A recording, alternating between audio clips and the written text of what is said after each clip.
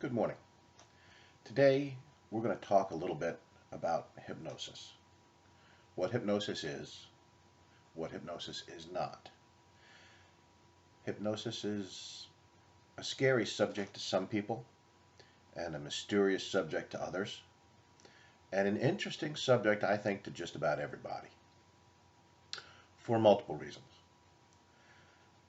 To start, though, I want to talk to you about your hypnotist, or at least the person who's talking to you about hypnosis today.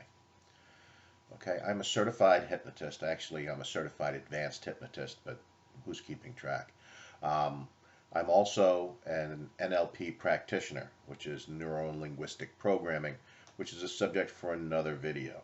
Okay, I've spent a lot of time learning about this, and I don't know what you like.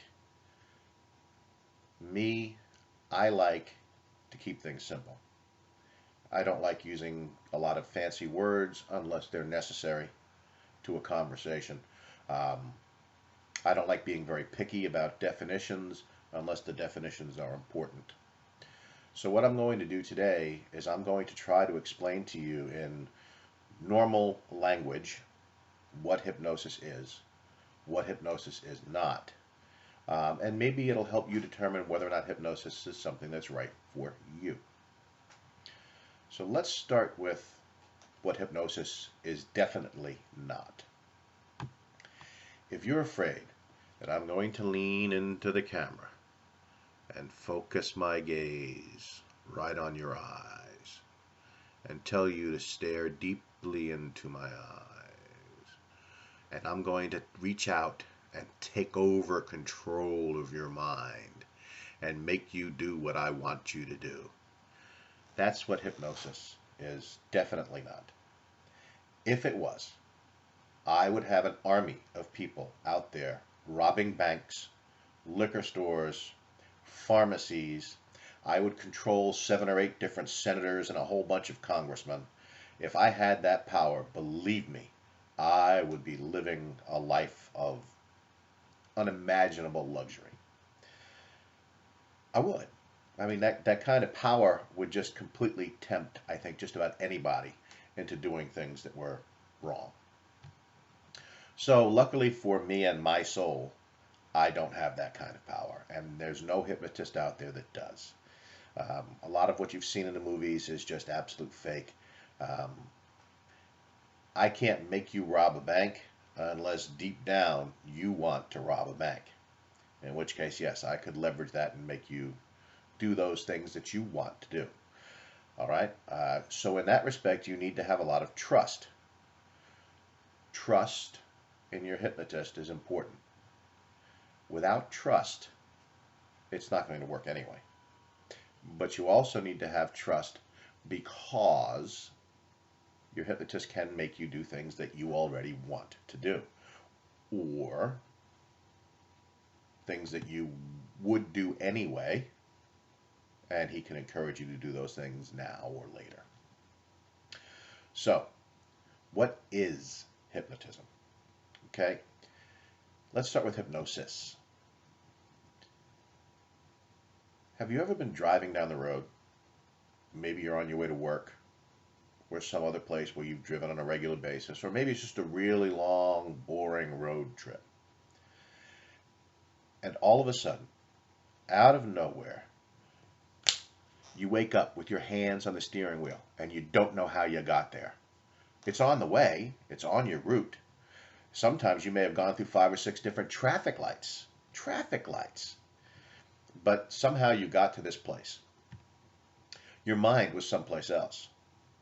You were in a state of hypnosis. That's all it is. You were in a state of hypnosis. Plain and simple. Your subconscious was driving the car. Your subconscious is not a good decision maker. So your subconscious could not drive the car when you first started driving. This probably never happened to you until you were driving for many, many months, maybe several years. Because when some other idiot does something wrong on the road, your subconscious has to reach up, grab your conscious, and yank it back in to make the decision to slam on the brakes, turn the wheel, call the guy a bunch of different four-letter words, whatever it is that you do when that happens. The same thing happens. Anybody play video games? Have you ever been in a video game session and all of a sudden you look at the clock and you realize that 5 or 6 hours have gone by and you have work tomorrow?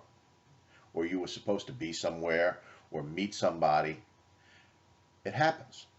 Sometimes we play our best video games that way because our conscious mind doesn't get in the way of what our subconscious mind knows needs to be done. But it can happen. Some people call it being in the zone. Okay? Not that all these things are subconscious. In some cases, this is a state of what we call hyperfocus or laser-like focus. Normally during the day, your mind is focusing on a million different things. The light, the birds, the sound of the air conditioner, all these different things fade into the background, and you're still focusing, though, on the person in the next cubicle, the next office. My phone is ringing, all these different things are going on. And your brain waves are going. I don't know if my camera's catching this up and down, but it's a very rapid cycle that your brain is going through, and it's called, oddly enough, a brain state, right? So you're in your beta state is awake. Why beta is awake and alpha is not, I don't know. I didn't make this stuff up. Now, when you tend to focus intently, you drive out a lot of those distractions and you enter into what's known as an alpha state. This is a state of light hypnosis. And instead of being up and down, it's more of a wave, a gentle wave. And that's because your brain is focused on a much narrower band of stimuli, okay, things that are going on around you. The same thing can happen when you get very interested in a movie. Have you ever been in one of those movies and it was a really great movie and you think it was over way too soon and then you realize it was a 2-hour movie or an hour and a half movie? And you're like, wow, it didn't seem that long. Or you actually feel like you're in the movie. Not like you're running around with a machine gun in the movie, but like you're in the movie. You're invested in the characters. The whole storyline unfolds. You can get shocked and surprised and wonder what's going on. Like that sound, the sound of my poor dog coughing in the background. I like to let him stay in here with me. He doesn't like to be all outside all by himself. So please forgive that noise, and I'll make a mental note that when I actually make the hypnosis MP3s and videos, I'll have to make sure I keep him out in the hallway with the door closed. But maybe just now you got snapped out of the hypnosis of listening to me ramble on about hypnosis. Something different happened, and your focus and your frame of mind just shifted. It was a distraction, and it shifted your mind. Same thing happens when you read a good book. And I'm trying to give all these different examples because not everybody plays video games. Not everybody's been driving often enough or long enough to have highway hypnosis. So I'm just trying to hit all the different things where you're reading a book and all of a sudden a bunch of time goes by. Or you're so focused on what's going on the TV that your loved ones are talking to you and you don't hear. You've completely blocked out those sounds that you don't need because it's not part of the TV show you're watching or the movie you're watching or the article you're reading or the Facebook that you're perusing. And all of a sudden the sound gets in. You were in a state of increased focus, a state of hyperfocus. You were in an alpha state. An alpha state is a state of hypnosis. It's a state of light hypnosis, but it's hypnosis. Anyone of slightly below average intellect, intelligence, all the way through to the best genius in the world can be hypnotized. It's actually more difficult to hypnotize people with a lower intelligence level. And by lower, I mean people who will probably need some type of help for the rest of their life. If you've got anywhere near a normal intelligence level, you're a perfect candidate for hypnosis. The smarter you are, the easier it can be. The more creative you are, the easier it can be. The more you're able to focus, the easier it can be. But don't count yourself out if you've got ADHD or some other focus issue, because there are things that we can do as a hypnotist that can get around the difficulties that you have focusing so that we can still put you in a hypnotic state. There's things we call an overload induction where we bombard you with so many different stimuli uh, that we can get through to you. And when I say get through to you, actually in hypnosis, here's one of the most important things to remember. What we're trying to do is we're trying to bypass the critical factor or the critical facility of your brain, your mind. I don't want to use the word brain wrong. Your mind. That is a word that's important to know the difference. Brain is a bunch of cells and bits and pieces in your head. Your mind is what your brain creates. Okay? So your mind is what we're trying to deal with when we talk about hypnosis. And there's a critical faculty in your brain. It's the thing that says, if I say, hey, let's walk across this tightrope, and you say, I'm not walking across a tightrope, I might fall. Your brain has made a decision. It's critically weighed all the different factors, and you're not walking across a tightrope unless you know how to walk across a tightrope. Okay? Now, when we were 5, remember when you were 5, and your buddy said, let's walk across this top of this fence like it's a tightrope, and if you're anything at all like me or my brothers, you walked across the top of the fence. Maybe you made it, maybe you fell, but you tried it. In very young people, their critical faculties are not well developed. As we learn things, we store them in our mind, we store them in our brain, we store them chemically, electrically, and we access those instantaneously in the future. So the very first time you put your hand on a hot pan, you went, ah! Okay. That is stuck in your mind a heck of a lot more than the 457 times your mother said, don't touch that, it's hot. Don't touch that, it's hot. So, in hypnosis, we're trying to get past that critical faculty. The part of your brain that says, hey, let's think about this. Hey, maybe I don't want to do this. Maybe I want to do something else. Maybe I have a trust issue, whatever it is. As a hypnotist, my job is to get past that critical factor. And we do that in a number of different ways. Your mind is very, very powerful. And what we're trying to do is we're trying to get to your subconscious mind, which means we bypass the critical factor of your conscious. And it gives us the opportunity to speak to your subconscious and get your subconscious to do things again. Things that you're willing to do. Things that you want to do. Things that you need to do, but your conscious mind is getting in the way.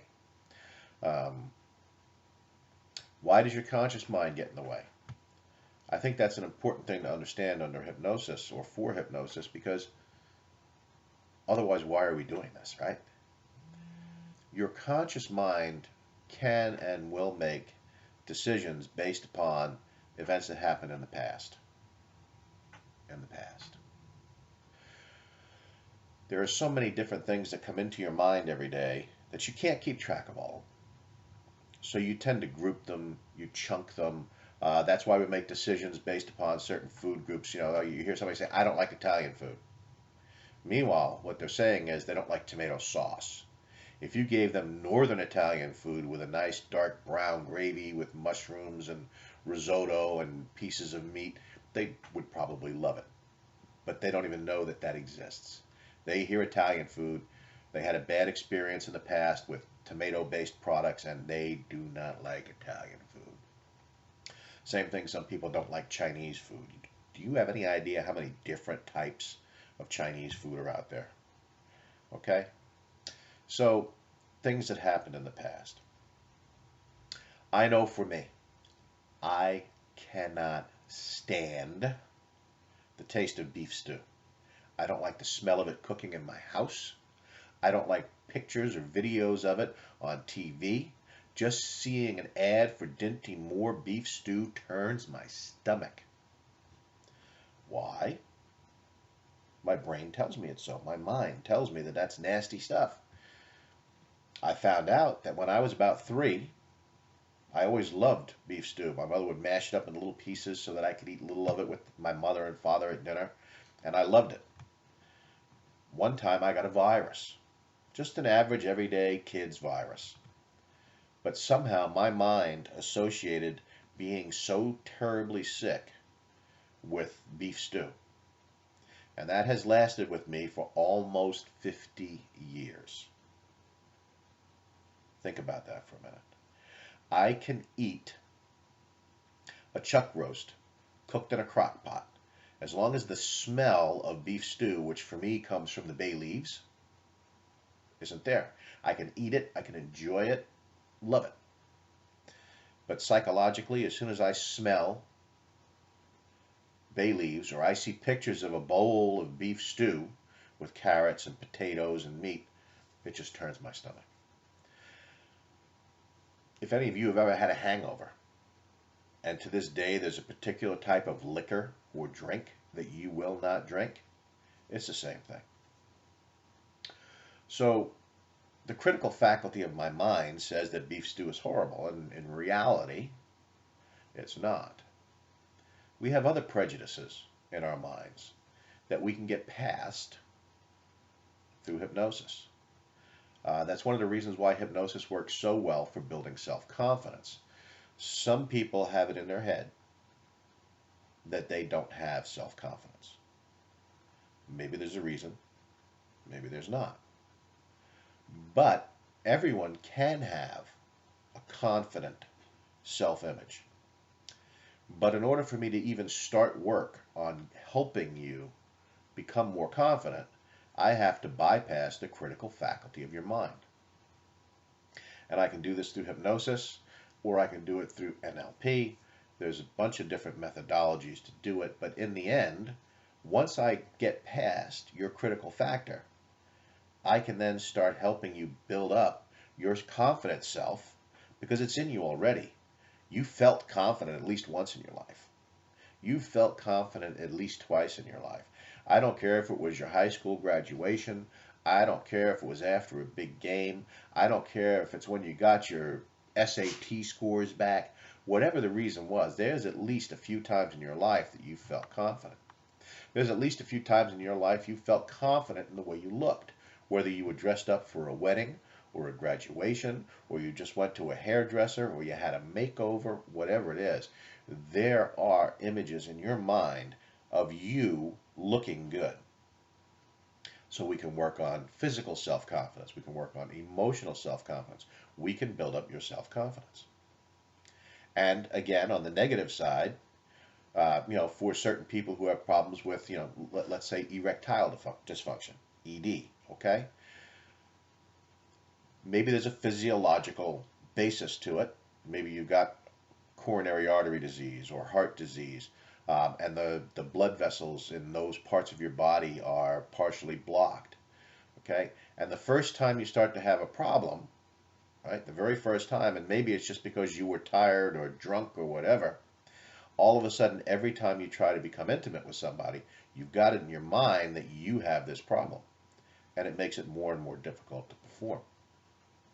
But when we bypass the critical factor of your mind, we can work on building up your confidence and thereby eliminating the psychological or emotional reasons for your ED. We haven't cleaned your blood vessels, but you'll find that you perform up to your potential. Whereas right now, because you've got it in your mind that you might have a problem, you may not be performing up to your potential. Same thing can happen with school grades. All of a sudden you have a little bit of a problem. So hypnosis can help all these different things by bypassing the critical factor of your mind and helping you to build up your confidence or your desire in different areas. Now, pardon me for a second, because I'm a real person and I'm going to take a sip of my coffee. Because I talk too much and I don't have water right now. I've got my coffee. So what's a hypnotist? One of the first things that we learn about hypnosis, is that all hypnosis is actually self-hypnosis. I'm a guide. I'm a facilitator. I help your critical factor get out of the way. Again, I can't hypnotize you to do anything you don't want. If I were to hypnotize you and then try to convince you to jump off the roof of the building, you would come out of trance and be very upset with me and probably call the police. Okay? That's what happens. If you're dead set against, people always worry under hypnosis about sexual things. If you're dead set against sexual things happening, you can wake up and come out of that trance and know exactly what's going on. That's how a lot of these guys get caught. Now, they get away with it with some people because guess what? Some people want to have sex with them. But probably not under those circumstances. But, they can be manipulated. And as I said, if it's something you want to do, you can be encouraged to do it. So as a hypnotist, I guide you into a hypnotic state. Once you're in that hypnotic state, that alpha state, that nice long wave, and I've bypassed your critical factor, my job then is to get you to go deeper. My job then is to get you to go deeper into hypnosis. I can do work with you in an alpha state, but in reality, I probably want to get you into a delta state, or even a theta state, although theta may be a little bit too deep. All right, but there are other stages of consciousness that go down. One of the more interesting things about hypnosis is that there are instances of doctors doing surgeries without anesthesia with the patient in hypnosis. The most famous case, they were actually doing thyroid surgery. The person was brought down into, I believe it was a delta state, and the surgeons were able to successfully operate on their thyroid, and no ill effects, no screaming, no twitching around on the table. Right? The hypnosis was enough to anesthetize the person that they were able to have this done. A lot of people today are opting for hypnosis for not birth control, but for live births. Right? So they use hypnosis rather than drugs to help them through the discomfort and the pain of giving birth. And it works. We have to be careful as hypnotists about what pain we remove, because if there's a physiological reason for that pain, we need to leave that pain alone. If I were to take away a pain that you had, and just, oh, you got a pain? Oh yeah, I take it away. And we do that through hypnosis. It's doable. The issue comes in that there's a reason for that pain, and then now, rather than that pain causing you to go to the doctor, now that pain, you end up crippled because you don't address it. There's a well-known case, again, hypnotist was asked, hey, I got a toothache. I'm going to go see the dentist on Monday. Can you, it's the weekend, I can't see anybody. Can you help me with this? And the hypnotist helped his friend and anesthetized his jaw so he didn't feel the pain. And then on Monday, the friend decided, well, it's not hurting, I'm not going to go. And ended up losing all the teeth on this side of his jaw because he had an abscess, and the infection spread and it damaged the bone in the jaw. He didn't have the pain. Because he didn't have the pain, he didn't realize the damage that was being done, and now the guy is short a bunch of teeth, can't even really get false teeth because the bone structure has been damaged in his jaw. So, as a hypnotist, we have to be careful what pain we take away. We can help minimize pain, we can take some pain away, but always with your doctor's consent. So, that's what hypnosis is. That's what hypnosis is not. I'm trying to keep this video to less than 30 minutes, and I'm running up around the 25-minute mark now. So what I want to close with is this.